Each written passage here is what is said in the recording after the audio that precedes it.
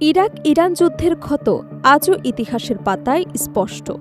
একসময় ৮ বছর ধরে রক্তক্ষয়ী যুদ্ধে জড়িয়েছিল দুই প্রতিবেশী দেশ। লাখো প্রাণহানি, ধ্বংসস্তূপ আর গভীর বৈরতার সেই স্মৃতি আজও মধ্যপ্রাচ্যের ইতিহাসের অন্যতম অন্ধকার অধ্যায়। কিন্তু সময়ের সঙ্গে বদলেছে আঞ্চলিক রাজনীতি, কূটনৈতিক সম্পর্ক এবং ধর্মীয় বাস্তবতা। জীবদ্দশায় ইরাকে নিষিদ্ধ থাকলেও শহীদ ইমাম আয়াতুল্লাহ আলী খামেনি এবং তার পরিবারের অন্যান্য সদস্যদের কফিন যখন প্রবেশ করল কারবালা প্রান্তরে, তখন সৃষ্টি হয়েছিল করুণ এবং শোকার্ত এক পরিস্থিতি। লাখো মানুষের ঢল নামে ইমাম হোসাইন রাদিয়াল্লাহু তাআলা এর মাজার প্রাঙ্গণে। ১৪০০ বছর আগের সেই বেদনাবহ স্মৃতি যেন নতুন করে ফিরে এসেছিল কারবালায়। তাই প্রশ্ন উঠছে, এক সময়ের চরম শত্রু ইরাক কেন ইরানের সর্বোচ্চ নেতার মরদেহ নিজেদের ভূখণ্ডে নেয়ার অনুমতি দিতে পারে? এর নেপথ্যে কি শুধুই ধর্মীয় মর্যাদা, নাকি এর আড়ালে লুকিয়ে আছে মধ্যপ্রাচ্যের জটিল রাজনৈতিক ও কূটনৈতিক সমীকরণ? চলুন বিষয়টি বিস্তারিত জেনে নেওয়া যাক। ১৯৮০ থেকে ১৯৮৮ সাল পর্যন্ত চলা ইরান ইরাক যুদ্ধ ছিল বিংশ শতাব্দীর সবচেয়ে দীর্ঘ এবং রক্তক্ষয়ী সংঘাতগুলোর একটি। ইরাকের প্রেসিডেন্ট সাদ্দাম হোসেনের নেতৃত্বাধীন বাহিনী এবং ইরানের ইসলামী প্রজাতন্ত্রের মধ্যে শুরু হওয়া এই যুদ্ধে উভয় দেশই ব্যাপক ক্ষয়ক্ষতির মুখে পড়ে।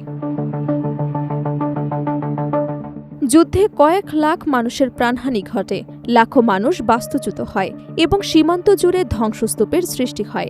রাসায়নিক অস্ত্রের ব্যবহার সহ একাধিক মানবাধিকার লঙ্ঘনের অভিযোগও ইতিহাসে লিপিবদ্ধ রয়েছে। সেই যুদ্ধ দুই দেশের মধ্যে এমন বৈরিতা তৈরি হয়েছিল যা বহু বছর ধরে মধ্যপ্রাচ্যের রাজনীতিকে প্রভাবিত করেছে। তবে যুদ্ধ শেষ হবার পর ধীরে ধীরে বদলাতে শুরু করে আঞ্চলিক বাস্তবতা।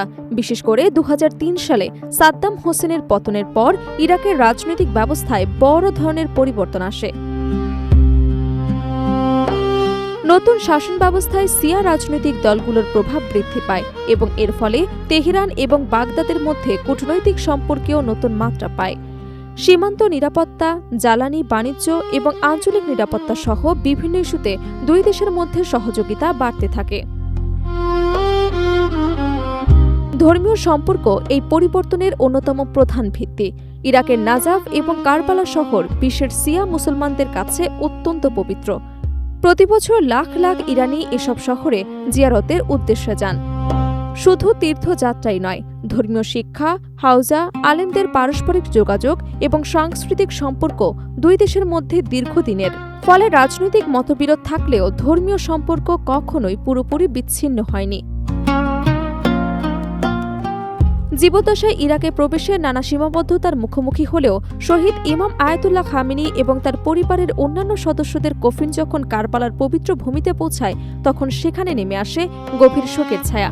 লাখো শোকাহত মানুষের ঢলে মুখরিত হয়ে ওঠে ইমাম হোসেন রাদিয়াল্লাহু তাআলার পবিত্র মাজার প্রাঙ্গণ।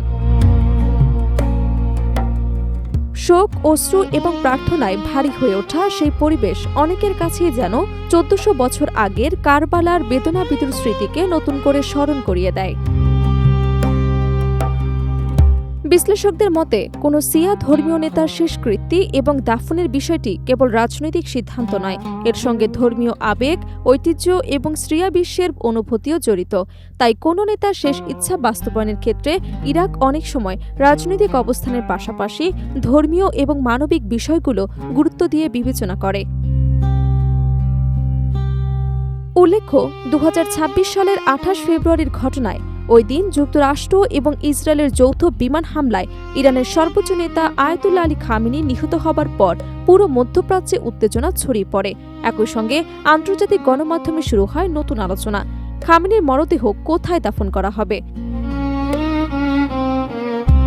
বিভিন্ন বিশ্লেষণে ইরাকের পবিত্র শহর নাজাফ এবং কারবালার সম্ভাবনার কথাও উঠে আসে, কারণ শিয়া ইসলামে এই দুই শহরের ধর্মীয় মর্যাদা অত্যন্ত উচ্চ এবং বহু প্রভাবশালী ধর্মীয় ব্যক্তিত্ব সেখানে সমাহিত রয়েছেন। তবে কোনো ইরানি নেতার মরদেহ ইরাকে নেয়া বা সেখানে দাফনের অনুমতি দেয়া স্বয়ংক্রিয় কোনো প্রক্রিয়া নয়। এটি নির্ভর করে সংশ্লিষ্ট ব্যক্তি এবং পরিবারের ইচ্ছা, ইরান এবং ইরাক সরকারের সম্মতি, ধর্মীয় কর্তৃপক্ষের মতামত, নিরাপত্তা পরিস্থিতি এবং তৎকালীন কূটনৈতিক বাস্তবতার ওপর। ফলে এমন প্রতিটি সিদ্ধান্ত আলাদাভাবে মূল্যায়ন করা হয়। আন্তর্জাতিক সম্পর্ক বিশেষজ্ঞরা মনে করেন, মধ্যপ্রাচ্যের রাজনীতিতে স্থায়ী শত্রুতা বা স্থায়ী মিত্রতার ধারণা খুব কমই কার্যকর। সময়ের সঙ্গে নিরাপত্তা, অর্থনৈতিক স্বার্থ, ধর্মীয় প্রভাব এবং আঞ্চলিক কৌশলগত সমীকরণও বদলে যায়। যে দেশ একসময় যুদ্ধক্ষেত্রে মুখোমুখি অবস্থানে ছিল, পরিবর্তিত পরিস্থিতিতে সেই দেশই পরে কূটনৈতিক, অর্থনৈতিক কিংবা ধর্মীয় সহযোগিতার গুরুত্বপূর্ণ অংশীদার হয়ে উঠতে পারে। ইরান এবং ইরাকের বর্তমান সম্পর্ক সেই পরিবর্তিত বাস্তবতারই একটি উদাহরণ মাত্র।